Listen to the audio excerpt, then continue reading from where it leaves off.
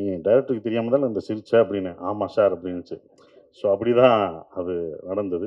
So அவரோட அந்த அந்த கன்சீவ் பண்ண ஒரு விஷயம். இப்படி தான் இருக்கணும், இப்படி தான் வேதனைகள் இருக்கும், இப்படி தான் இருக்குன்றத அழகா அந்த சிறைச்சாலையில எப்படி இருந்து, எப்படி இது பண்ணாங்களோ, அது நிஜமாவே நாங்க ஒவ்வொரு அடியும் நிஜமாவே விழுந்தது. கையெல்லாம் உடைஞ்சது.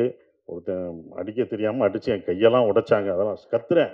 ஐயோ! ஐயோன்னு கத்துறேன். சூப்பரா நடிக்கிறாரே! சூப்பரா நடிக்கிறார். ஐயோ! போட்டான் அதே கையில.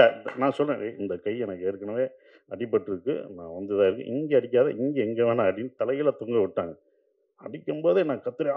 ஆன்னு கத்துறேன். யாரும் ஒருத்தரும் வரவே இல்ல. என்ன சார் பயங்கரமா நடிக்கிறார். தந்திரமா நடிக்கிறார். கட்டுன்னு "டேய்" அப்படின்ட்டு நிஜமாவே விழுந்துச்சுன்னமோ அப்புறம் தான் எல்லாம் இது பண்ணாங்க. ஏன்னா ஃபைட்டர் அடிக்கும்போது கரெக்ட்டா அடிச்சாரு. அவர் நடிச்ச ஒருத்தரு. அவரு தவறா இது பண்ணாரு. ஸோ அதெல்லாம் மீறி தான் வந்திருக்கும். நாங்க ஆமா.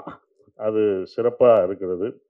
ரொம்ப நன்றி. இந்த படத்த நாங்க ரொம்ப சொல்லக்கூடாது. இது இப்படி இருக்கும் அப்படின்னு. நீங்க படம் பார்த்துட்டு, நீங்க அத விமர்சனம் பண்ணி எப்படி வந்திருக்குன்ற ஒரு விஷயத்த சொல்லுங்க. ஏன்னா ட்ரூ ட்ரூ ஈவென்ட்ஸ் அப்படிதான் இருக்கும். அப்படிதான் பண்ண முடியும் அப்படின்ற ஒரு விஷயம் இருக்கும். அதனால தான் அத சிரிக்கக்கூடாதுன்லாம் சொன்னாரு. அப்புறம் இதில நான் வந்து மறுபடியும் ஸ்ரீலங்கன் பாஷை பேசியிருக்கேன். என்ன அடுத்தடுத்து பண்றீங்க?